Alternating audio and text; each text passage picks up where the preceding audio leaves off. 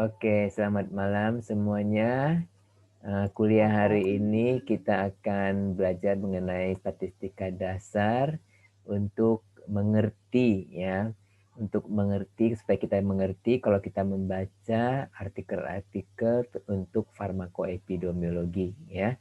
Dan juga evidence based medicine. Ya, karena sekarang kita ini sudah lagi tren ya evidence based medicine. Jadi kita perlu mengerti juga statistiknya ya. Nah, saya rasa dua minggu yang lalu atau minggu lalu ya kita ada belajar mengenai incidence ya dan prevalence. Kalau kalian masih ingat ya, incidence adalah mengukur kecepatan kasus yang baru didiagnosa ya berkembang ya. Jadi kalau incidence ini kalau kita bilang incidence adalah kasus yang baru ya.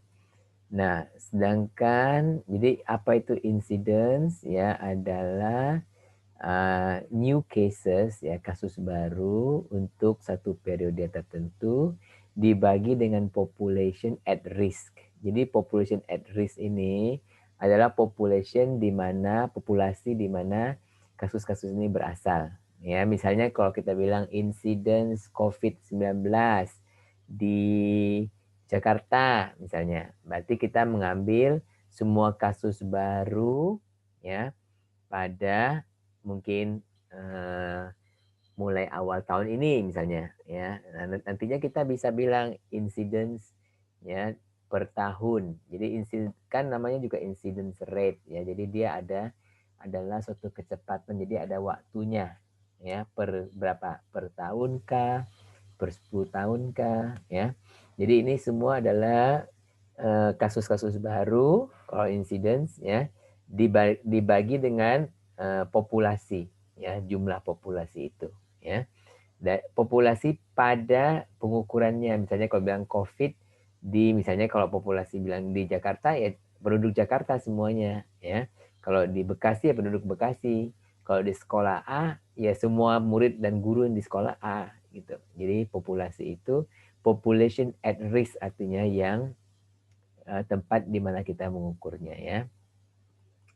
Dikali 100. Nah, prevalence ini mengindikasikan kalau prevalence nih tadi kan insiden, sekarang prevalence ya, itu jumlah semua kasus penyakit yang ada, baik yang baru maupun yang lama ya, yang telah ada. Jadi semua kasus yang ada. Oke. Okay?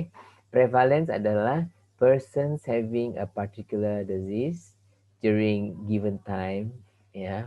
P jadi dalam waktu yang tertentu ya dibagi dengan populasi ya pada waktu itu ya pada waktu itu misalnya kita bilang prevalensi diabetes misalnya kan prevalensi penyakit diabetes ya di Jakarta misalnya atau di Indonesia ya berarti berapa berapa penderita diabetes pada sekarang ini ya baik penyakit lama maupun penyakit baru ya.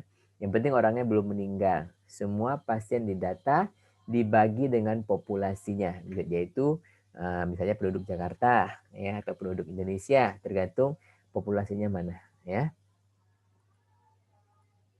Nah, perbandingan antara incidence dan prevalence. Oke, kalau incidence ya numerator itu yang di atas ya, yang di atas itu adalah penyebut ya atau pembilang ya numerator ya.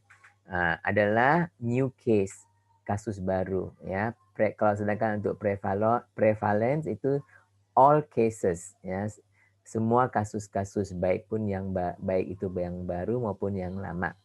Sedangkan pembilangnya, penyebut ini penyebut pembilang ya. Ya, pembilangnya denominatornya adalah population at risk ya. Atau kalau prevalence itu semua populasi. Oke. Okay? Transmisi penyakit. Ya, kalau incidence ini bisa diketahui, kalau prevalence tidak bisa diketahui karena biasanya dia adalah yang baru maupun yang lama. Oke. Okay? Kondisi saat ini bisa digambarkan, tidak bisa digambarkan. Itu prevalence. Penyakit akut, kalau untuk insidence itu, kalau dia itu penyakit akut, maka insidence-nya akan tinggi karena adalah kasus-kasus baru ya. Sedangkan prevalence akan rendah karena dia adalah kasus baru dan lama. Penyakit kronik, nah incidence rate-nya biasanya rendah, incidence karena penyakit kronik itu kan menahun ya. Jadi yang baru aja ditemukan itu mungkin rendah, tetapi prevalence karena semua yang baru dan yang lama, maka relatif akan menjadi tinggi. Ya. Contohnya ini ya, ini ada um, suatu artikel, suatu studi, actually studinya udah lama ini ya, tahun 1989 ya. Nah, tentang penggunaan aspirin ya di antara para dokter ya. Jadi ini dilakukan studi ya yang subjeknya adalah para dokter ya, physicians health study. Oke. Jadi di 22.000 yang mengikuti ini, yang mengikuti studi ini ya, studi ini merekrut 22.071 dokter pria ya, dokter pria. Oke, kenapa wanita nggak diambil? Mungkin ini lebih gampang untuk membandingkan antara pria dengan pria. Ya, kalau kamu bandingkan pria dengan wanita, mungkin tidak sulit untuk membandingkan. Ya, nah ini subsetnya ini 22.071 dokter yang lelaki. Ya, setengahnya 50%-nya ya mereka minum aspirin ya, yaitu 325 mg setiap selang-seling ya. EOD ini ya, every other day. Ini selang-seling artinya Senin ya mereka minum, Selasa enggak, Rabu minum gitu ya. Selang-seling ya, 2 hari sekali. Oke. Sedangkan setengahnya lagi tidak minum ya untuk 5 tahun. Ya, jadi mereka mengambil data ini ya, artinya mereka tanya pada dokter-dokter ini ya, selama 5 tahun terakhir apakah Anda minum aspirin ya dengan dosis 325 mg ya setiap 2 hari. Oke. Nah, pada akhir dari follow up ya, mereka menemukan bahwa 163 dokter ya di grup yang aspirin ya mengalami serangan jantung ya.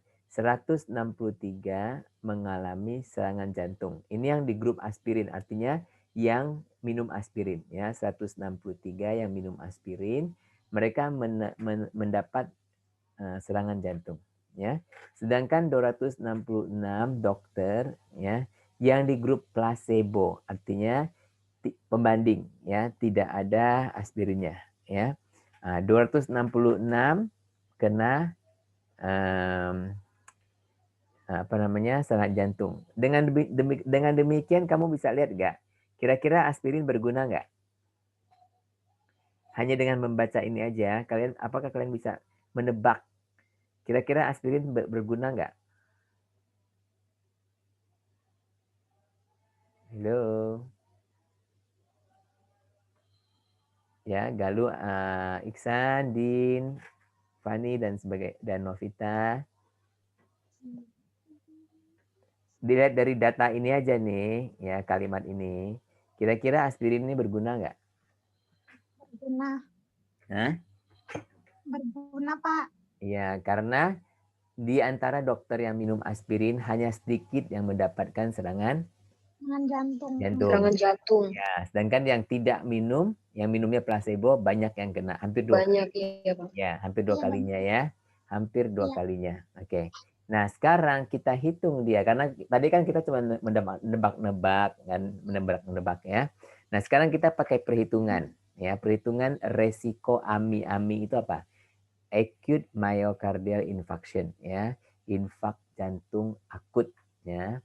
Nah, atau kita kenal sebagai heart attack ya. Nah, yang aspirin, grup yang minum aspirin ya ada 163. Oke, yang kena apa? Heart attack ya.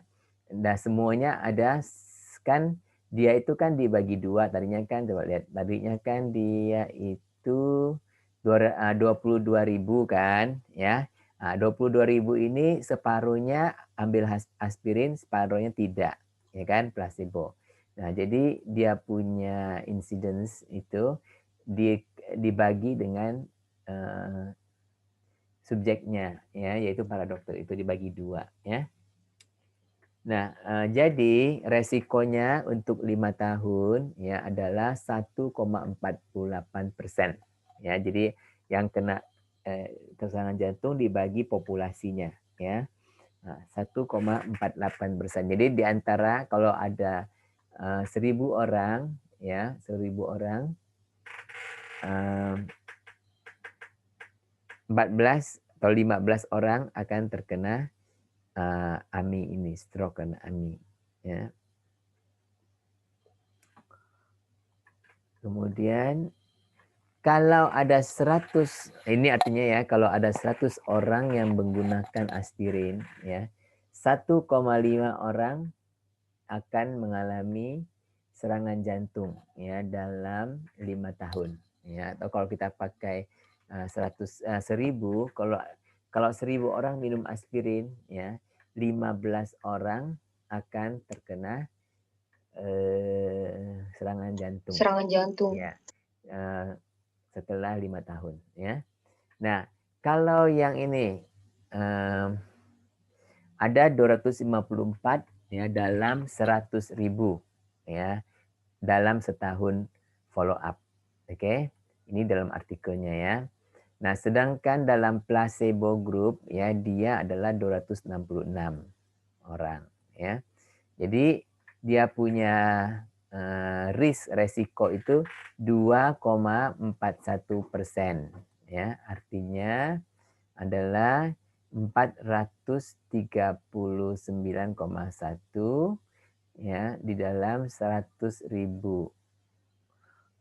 penduduk ya di per year ya dalam setahun follow up ya. Jadi jauh lebih besar yang ini, oke. Nah, kita tadi adalah menghitung relatif risk. Bagaimana kita menghitung relatif risk ya? Nah, grup yang aspirin ya dibagi grup yang placebo ya. Nah, tadi kan risk incidence ya kan kita bilang incidence nih 1,48 ya, kalau kalian masih lupa ya. Sini ya. 1,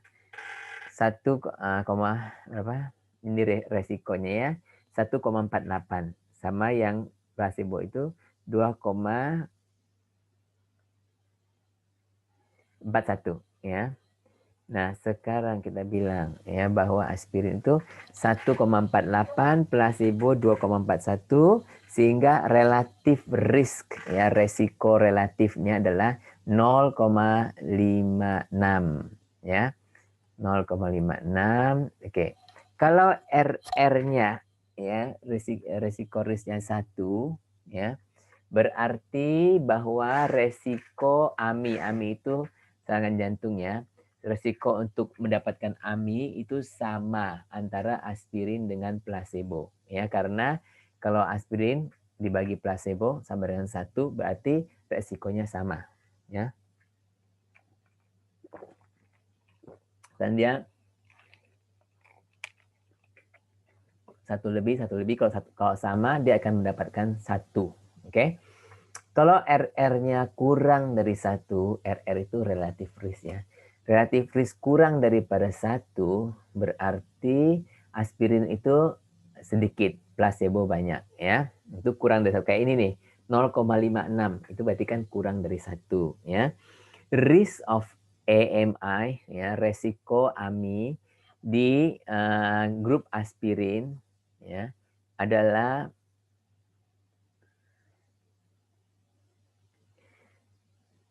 resiko AMI pada grup aspirin ini adalah kurang kan 1,46 kok berbanding 2,41 berarti dia kurang dibanding placebo. Ya, jadi placebo mempunyai resiko lebih tinggi. Ya, oke. RR 0,56 ini berarti resiko itu hampir dipotong setengah. Ya, jadi resiko orang yang minum aspirin ya dibanding dengan placebo ya resikonya turun setengahnya ya 0,56.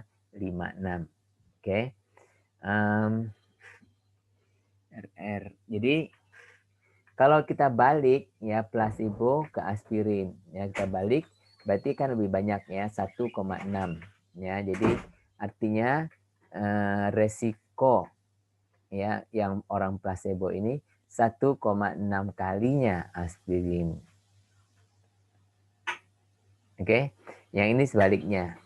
Jadi dua-duanya sama sih sebenarnya ya. Kalau ini berarti dia resiko placebo lebih banyak daripada aspirin. Oke. Nah, yang tadi kan RR ya. Sekarang adalah RRR. Oke. RRR. Ya. Tadi kan kita sudah lihat relatif risknya 0,56 yang dengan aspirin tadi ya.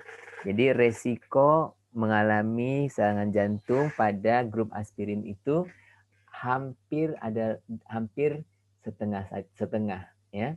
Nah, RRR resiko relative risk reduction adalah 1 dikurang 0,56. Jadi 0,44 ya. Jadi resikonya dikurangi ya 0,44.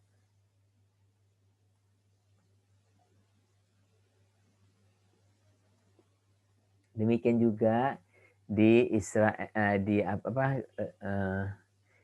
resiko AMI pada ini diterjemahkan kalau ini kan 0,44 ya kalau diterjemahkan dalam kalimat oke okay?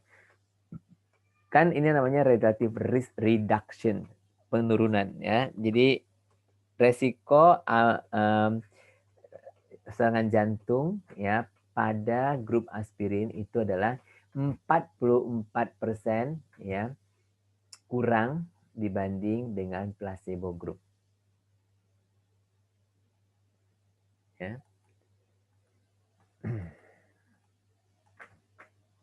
Nah, kalian tahu ini RR. Yang tadi kan RR-nya relative risk ya, 0,56 ya. Nah, di sini ada 95 confidence interval. Artinya apa confidence interval? Kalian pernah dengar nggak confidence interval? Pernah dengar kayak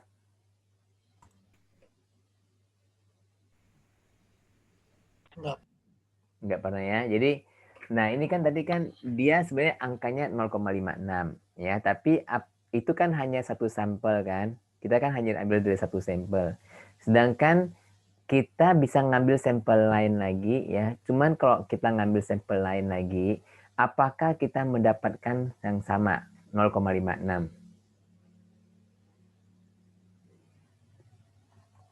Pasti nggak dapetin yang sama. Tentu, Pak.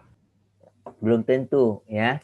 Jadi misalnya saya mau ngasih ambil penelitian ya antara orang Bekasi, orang Jakarta sama orang Bandung gitu ya. Nah, saya mau lihat rata-rata tinggi pria ya di Jakarta, Bandung dan Bekasi ya. Kalau di Jakarta rata-rata tingginya adalah misalnya 160. Nah, tingginya 160 cm di Jakarta umpama ya. Nah, apakah di Bandung kita juga bisa dapatkan 160 atau bisa 150 lebih atau 160 lebih? Gimana? Bisa lebih bisa kurang, Pak. Bisa lebih bisa kurang kan? Nah, itulah namanya confidence interval ya. Jadi yang tadi ini kan rata-ratanya 0,56 nih ya. Jadi dia bisa antara 0,45 sampai 0,7 ya. Nah, berkisar kisarannya di sini kisarannya ya. Dan 95% confidence artinya kita yakin 95% ya pasti ada di sekitar sini. Ya, ngerti nggak? Nah, kalau di statistika ada namanya P nih. P kurang dari 0,000001 ya, artinya berapa?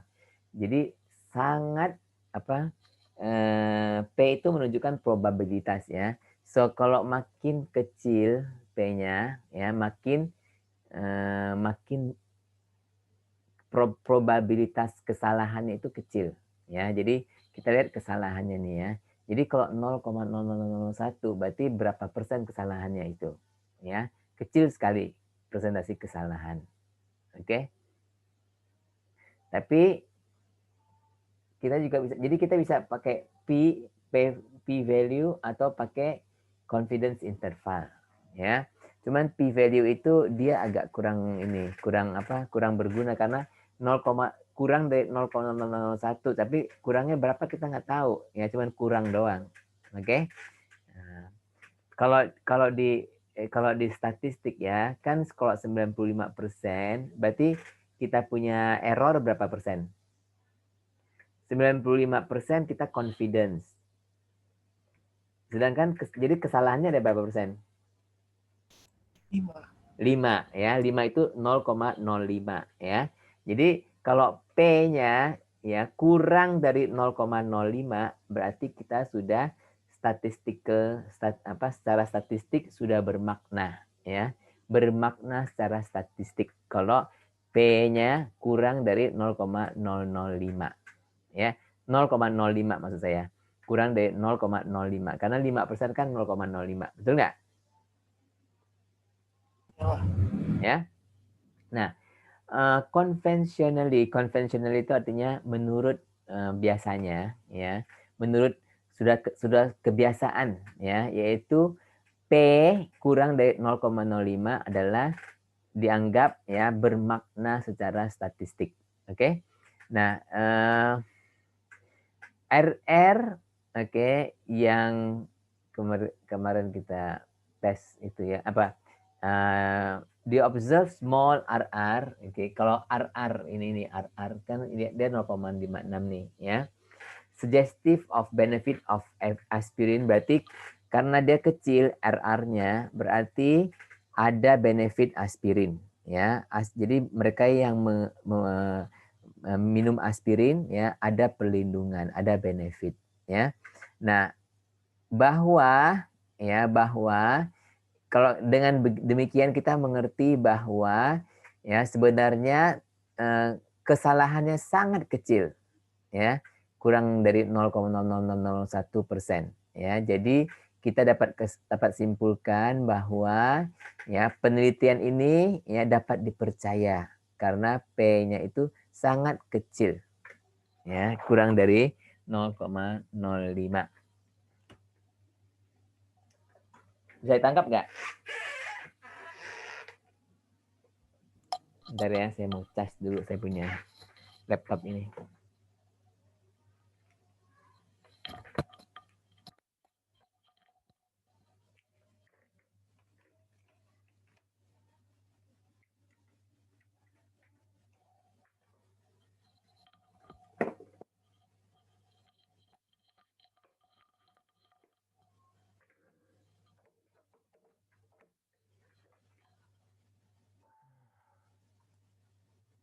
Nah, statistically significant difference may or may not be. Jadi kalau ini bermakna, kalau ini kan ya kita lihat ini dia bermakna secara statistik ya.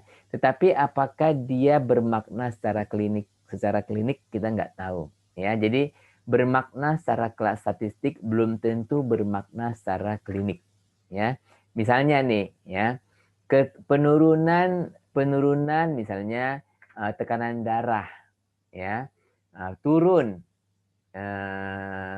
secara bermakna, statistik bermakna ya, turun 5 misalnya dari 150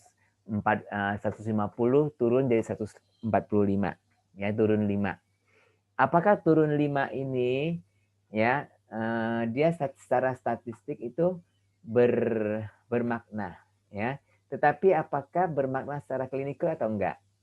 secara klinik. Kalau orang yang punya tekanan darah 145 sama 150, beda nggak? Kira-kira secara klinik berguna nggak kalau cuma turun 5? Enggak, Pak. Enggak ya. Ya karena kalau dari 150 turun dari 145 ya tetap aja tinggi, kan? Ya. Kalau turunnya sampai 10 atau sampai 20, nah itu mungkin sangat berguna secara klinik. Ya, ngerti nggak?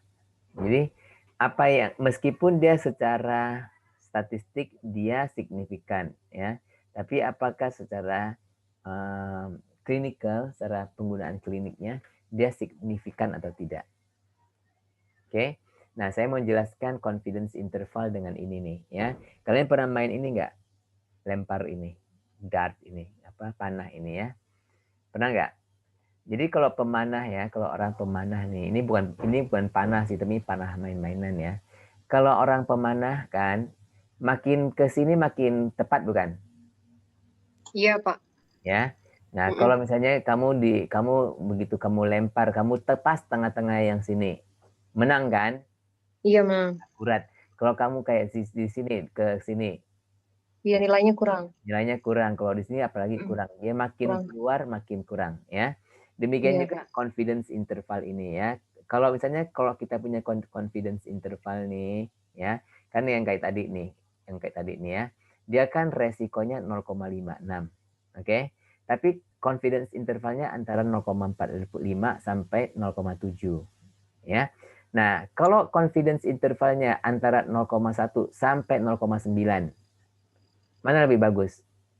Yang 0,4 sampai 0,7 atau 0,1 sampai 0,9? 0,4, Pak. Hah? Yang 0,4. Ya, 0,4 ya. Nah, kamu tahu maksudnya ini kan kayak gini nih, ya. Nah, jadi misalnya kalau saya bilang ya, oke, coba tolong cari buku saya, misalnya tolong cari buku saya, ya, di dalam kamar. Saya ingat itu pasti 95% saya percaya buku saya itu ditaruh di kamar, gitu, ya. Kalau dibanding, saya 95% saya percaya buku saya itu, coba kamu cari di seluruh rumah. Mana lebih gampang, cari di seluruh rumah atau di kamar doang? Di kamar, Pak. Di kamar, ya. Apalagi cari di seluruh kampung, matilah kamu mencari. Ya. Nah, jadi kayak ini juga studi 1. Kamu lihat ini ada banyak studi nih ya, ada banyak studi ya. Studi 1 dia lebar confidence intervalnya, kan? Ya. Studi 2 dia sempit. Oke. Studi 3 makin besar, ya. Studi 4 lumayan. Oke, ngerti nggak ini? Jadi confidence interval ini lebar, ya. Kalau kamu lihat dia lebar, kotak ini makin kecil atau makin besar? Kotak. Makin kecil, Pak, kalau lebar. Kalau lebar makin kecil ya. Kayak ini sempit, dia besar nih. Sempit, ya. besar. Nah, kotak ini artinya bobot. Ya, jadi bobot studinya itu lebih bagus kalau dia itu confidence intervalnya sempit. Ya, dibanding kalau lebar. Ya. Nah, kalau kayak ini nih yang cewek-cewek nih ya. Kamu suka cowok yang apa? Dia kalau lihat cewek, semua cewek dia suka. Atau cuma kamu aja yang dia suka. Mana? Cuma satu aja, Pak. Ya kan? Nah, jadi gini juga kan. Nanti kalau ada cowok yang dia kalau ada cewek sedikit aja yang apa datang itu dia langsung ngelirik. Nah, kan kamu marah kan? Nah, kayak gini nih ya. Jadi semakin sempit confidence interval ya, ini CI itu confidence interval ya, maka semakin akurat dan sebaliknya. Kalau semakin lebar confidence interval semakin tidak akurat ya. Biasanya diambil keyakinan 95%. Apa artinya keyakinan 95%? Artinya kita alokasikan 5% kesalahan. Ya. Selalu dalam dunia ini tidak mungkin nggak ada kesalahan. Ya enggak? Pasti ada kesalahan. Ya, kita alokasikan 5% kesalahan. Sampai sini boleh ngerti kan? Boleh, Pak. Ya, tunggu. Sekarang jam apa ya? Boleh dulu nggak jam berapa sekarang? Jam 8. Aduh masih 847 Pak. ini ya, saya agak cepetin ya soalnya ini apa ada kuliah lagi sama anak-anak sore. Bentar ya. Kita cepet-cepet aja dulu. Jadi tadi ini jadi RR, the real RR in the population could be anything. Jadi yang tadi itu ya, kan dia dari 0,45 sampai 0,7 ya. Dia bilang jadi yang RR-nya itu ya, yang aslinya itu bisa antara sini sampai sini ya, dan dia I am 95% sure of that ya. Saya 95% yakin ya di antara ini dan ini. Tuh ya. Kemudian nah ini tadi ya. Yang tadi kan kenapa kalau RR ini kan relatif risk ya. Kalau resikonya 1 ya, di sini disebut line of no difference ya, nggak ada difference, nggak ada ini. Kan tadi kan dia ini 0,45 sampai 0,7 itu di sini. Betul nggak? Ini kan 0,1, ini 1 ya. 0,45 sampai 0,7 itu di sini. Ya. Nah, Iya, berarti bahwa apa? Orang yang minum aspirin dia akan resiko untuk ada apa? Ada resiko untuk apa tadi? Serangan jantung ya, Pak? Serangan jantung ya. Dia lebih kecil daripada yang tidak minum aspirin kan. Nah, kalau misalnya ini confidence intervalnya sampai ke sini kayak ini nih ya, kayak yang tadi ini ya. Sampai ke sini dia. Mana itu?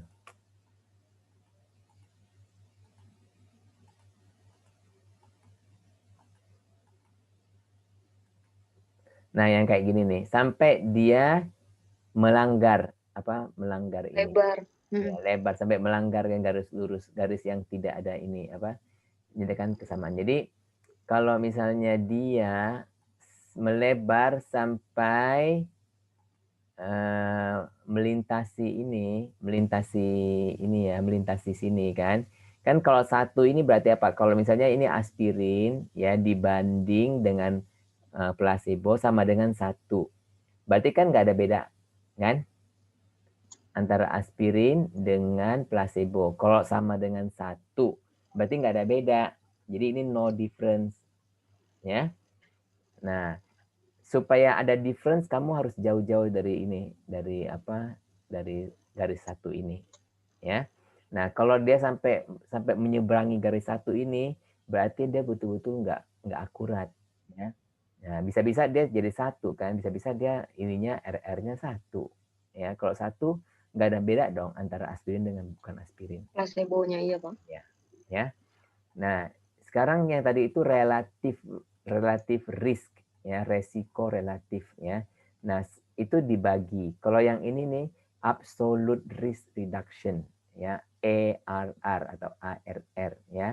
Ini dikurang ya, ini placebo, resiko di placebo dikurangi resiko aspirin. Ya, yang tadi kan placebo resikonya 2,41, aspirin 1,48 ya. Nah, kalau yang RR tadi dibagi ya, ini dikurang. Oke, dikurang. Jadi resikonya 0,93. Artinya kita bisa bilang yang menggunakan aspirin ya, resikonya berkurang 0,93%. Ya.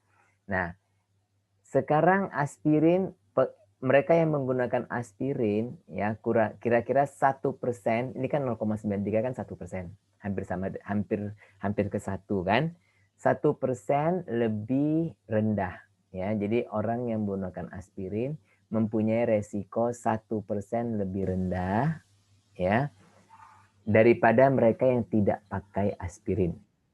Oke. Nah, sekarang kita menghitung NNT nih, NNT. Siapa ini ya masuk? Kita menghitung NNT. Apa itu NNT? Number needed to treat ya. Number needed to treat. Artinya berapa jumlah pasien yang kita perlu untuk kita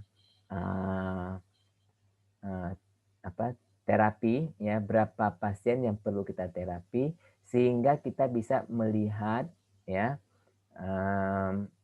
satu perbedaan ya, misalnya yaitu rumusnya itu NNT sama dengan 1 dibagi ARR. Oke. Jadi 1 dibagi 0,93%. Oke. Nah, 0,93% kan sama dengan 0,0093 ya. Jadi 1 dibagi gitu sama dengan 107,5. Jadi kita harus memerlukan ya memerlukan 107,5 pasien ya yang minum aspirin, baru kita bisa melihat ada 1% perbedaan. Ya. Jadi semakin kecil NNT ini semakin bagus berarti. Ya, kalau kamu lihat kayak ini. Kalau resiko absolutnya semakin besar kan, kalau ini kan dari sini misalnya ini kan placebo ini besar, misalnya yang tidak minum aspirin 10% umpamanya ya, yang minum aspirin 2% berarti ininya 8%, ya kan? 8%. Jadi 8% itu 0,08 ya. Jadi 1 dibagi 0,08, kalau ini makin besar, ini akan, kalau di sini makin besar, di sini akan makin kecil. Betul tidak? Kalau pembilang ini penyebut ini makin besar, maka hasilnya akan makin kecil, kan? Jadi semakin kecil NNT ini ya semakin baik. Ya, berarti kita punya ini perbedaan risiko itu semakin jelas. Ya, semakin jelas perbedaan risikonya. Sampai sini boleh paham nggak? Boleh, Pak. Boleh ya, tapi mungkin ada agak dikit-dikit bingung juga kali ya. Nggak apa-apa, nanti kalian lihat ya. Jadi ini artinya untuk ya forever 108% treated ya.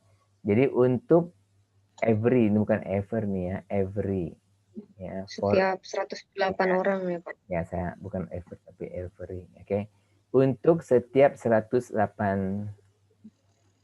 orang yang diberikan aspirin untuk 5 tahun ya, kita melihat ada satu kasus serangan jantung yang dapat dielakkan ya, yang dapat dihindarkan ya. Untuk setiap 100, kan nggak mungkin dong 107,5 orang. Ada nggak 0,5 orang? Nggak ada ya. Jadi untuk setiap 108 orang ya yang diterapi dengan aspirin ya selama 5 tahun, kita akan melihat satu kasus serangan jantung dihindarkan ya. Jadi kalau kita mau 10 orang dihindarkan ya harus 1080 orang kita terapi ya. Kalau kita mau lihat 100 orang ya kali 100 lagi ini ya. Oke. Confidence interval lagi. Oke. Jadi kalau RR-nya begini, confidence interval begini, RRR ya. 44%, confidence interval 30 sampai 55 ya. Nah, kalau RRR ini ya, ini yang RR ini tidak boleh tidak boleh dia menyentuh 1 ya, tidak boleh ada satunya. Ini kan nggak ada satunya ya. Kalau yang ini tidak boleh ada 0.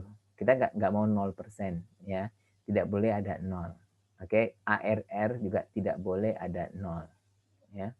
Nah, NNT ya lain lagi. Kalau NNT ya dia juga begini ya, 77 sampai 175. Jadi yang ini tidak signifikan kalau kita ada 1 di sini ya. Dan tidak signifikan kalau ada 0. Jadi tidak boleh ada 0. Ini juga tidak signifikan kalau ada 0. Nah, ini juga sama, tidak signifikan jika NNT itu ada 0. Ini kan nggak ada nolnya, berarti dia signifikan. Ya.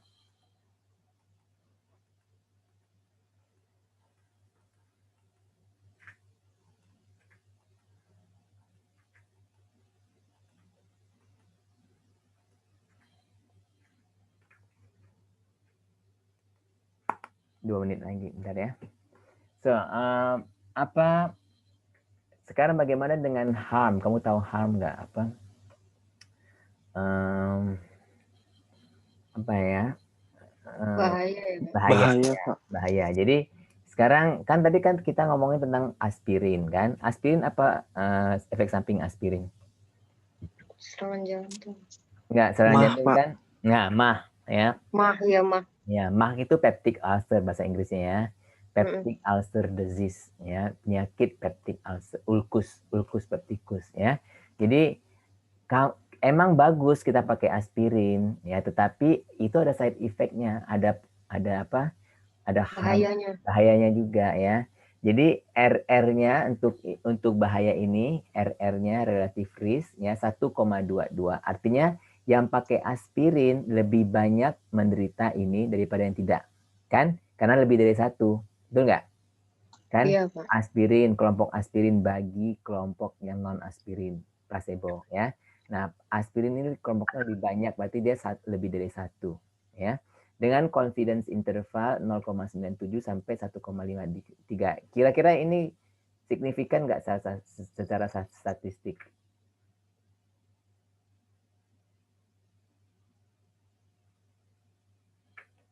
Signifikan nggak?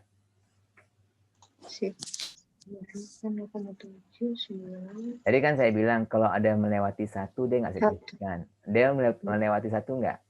Melewati, Pak. Melewati kan, karena kan 0,97 nanti ada satu ya kan? Nah, jadi dia ini nggak signifikan. Nggak signifikan. Nah, RRR minus 22 ya. Nah, dia ada melewati 0 nggak? Ada Pak, plus 2. Iya, jadi dia tidak signifikan ya. Nah, ini RRI, apa itu RRI? Relative risk apa? Kan RRR relative risk reduction ya. RRI itu relative risk increment ya. Kan kalau ini kan aspirin aspirin dikurang placebo ya minus 22. Artinya dia bukannya reduction tapi dia increase ya kan. Yang memakai aspirin kan akan menaikkan resiko ya. Jadi resikonya itu 22% ya. Nah, apakah ada 0 nggak di sini? Ada, Pak. Ada 0 ya. Ini absolute risk reduction ya. Nah, antara ini dengan ini dia ada 0 nggak? Ada ya. Ada, Pak.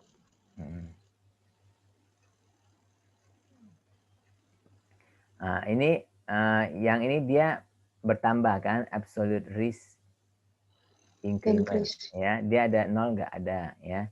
Ini tadi ya, saya kasih yang ini.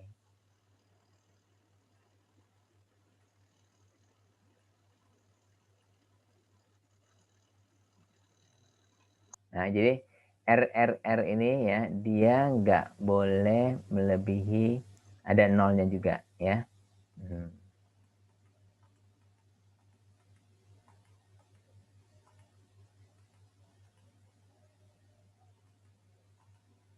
Nah, NNT ini adalah 1 dibagi ARR karena yang dibagi itu minus ya. Jadi enggak not applicable, tidak bisa dihitung ya karena dia ada minusnya. Oke. Nah, P-nya 0,08. Ini enggak? P 0,08 ini statistik signifikan enggak? Dia lebih besar atau lebih kecil dari 0,05? Lebih besar. Nah, kalau dia lebih besar dari 0,05 berarti dia tidak signifikan. Kan? Iya, Pak. Kan kita kalau 0,08 berapa persen kesalahannya?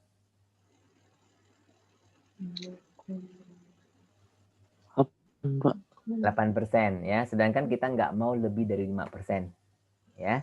Jadi dia tidak signifikan karena dia 8% kesalahan. Kita nggak mau lebih dari 5%. Ngerti nggak ini?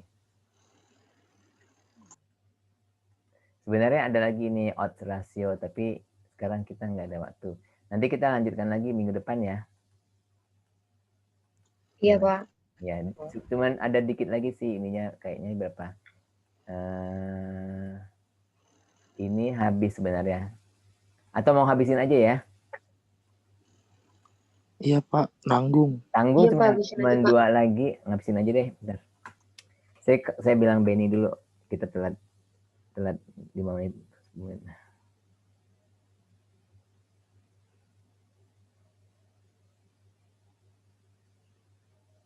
Bentar ya, saya kasih tahu mereka dulu.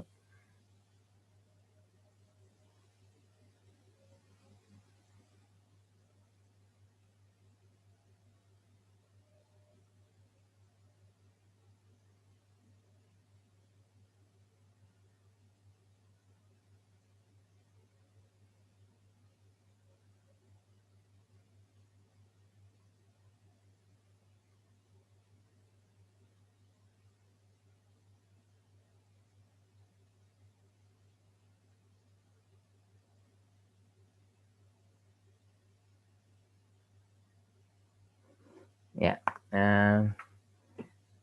oke.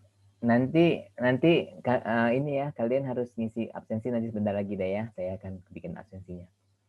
Jadi tadi kan relative risk nih, relative risk ya. Yang ini yang namanya odds ratio. Ini lain lagi nih, odds ratio ya. Odds ratio ini, odds itu artinya apa? Kemungkinan atau apa ya?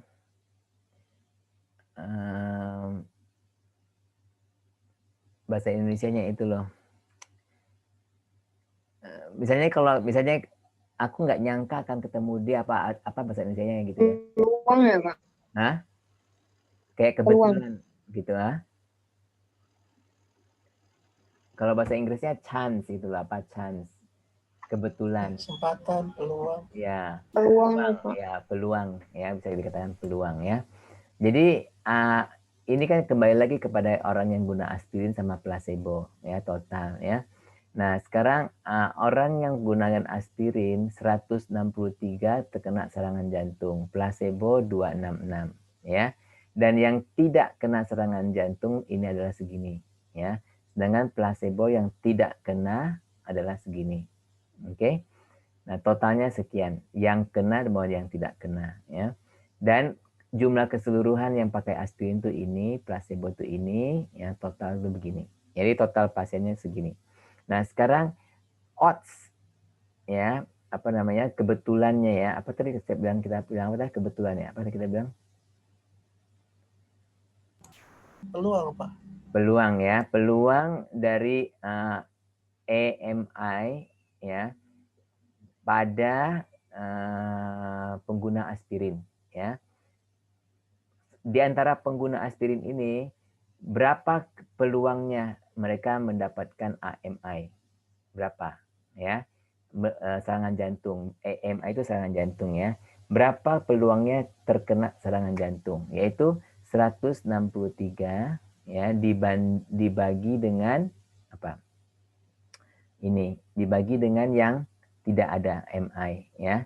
Jadi yang ada MI kan 163, yang tidak kena serangan jantung 110.000 lebih. Jadi dia adalah yang kena serangan jantung dengan yang tidak kena serangan jantung, tetapi masih juga di dalam yang aspirin, yang golongan yang aspirin. Jadi dia adalah 0,015 ya. Ini adalah odds, oke? Odds dari yang non aspirin yaitu 266 dibagi ini yang tidak kena ya. Jadi dia adalah 0,025 ya. Kemudian kita karena rasio artinya rasio itu artinya apa? Dibagi gitu ya. Jadi diperbandingkan gitu ya. Jadi dari yang odds yang menggunakan dengan odds yang tidak menggunakan, jadi 0,015 dibagi 0,025 hasilnya adalah 0,6 Jadi kalau kita memakai odds ratio, dia adalah 0,6 ya. Kalau kita pakai RR, dia adalah 0,56. Hampir sama nggak? Iya, Pak. Hampir sama ya, hampir sama. Tapi sebenarnya dia nggak sama persis, ya. Dia hampir sama adalah karena untuk event-event yang tidak banyak ya, yang jarang ya, dia akan hampir sama. Oke, jadi sebenarnya kita bilang kalau odds ratio ini dia adalah untuk case control study. Kamu tahu case control study kemarin waktu 2 minggu lalu ya. Ada cohort study, ada case control study ya. Jadi odds ratio ini lebih terpakai untuk case control ya. Sedangkan relative risk itu dipakai untuk cohort study. Mungkin nanti saya kasih latihan-latihan ya supaya kalian lebih ngerti ya. Nah, jadi sekarang benefit dibandingkan dengan resiko ya kan, tadi kan benefitnya dia mencegah mencegah jantung ini ya, serangan jantung. Oke. Tapi dia ada resiko juga, yaitu resiko bleeding ya, pendarahan dari lambung ya 1,7. Jadi kita bilang kalau kita minum 1 aspirin setiap hari, 1 tablet aspirin setiap hari, nah, kita akan yang tadi kan 1 aspirin tiap hari yang mungkin akan membuat kardiologis away ya. Nah, sekarang tapi dia akan mendekatkan kita kepada gastroenterologis. Nanti paham nggak joke ini? Iya, Pak. Ya, maksudnya Paham. kamu mengelakkan diri dari spesialis jantung, tapi malahan kamu mendekatkan diri kepada spesialis gastro, ya. Gastro. Ya. Kita Nih ya, oke. Ini aja dulu. Nanti saya kasih latihan-latihan lah, hitung-hitungannya ya. Cari RR, RR, cari ini ARR, NNT ya. Saya akan kasih latihannya kepada kalian. Ya, dan minggu depan mungkin insya Allah kita bahas latihan-latihan itu. Ya, boleh? Ya, Pak, boleh. Boleh, Pak. Boleh, Malaysia boleh. Oke, sekarang stay stop.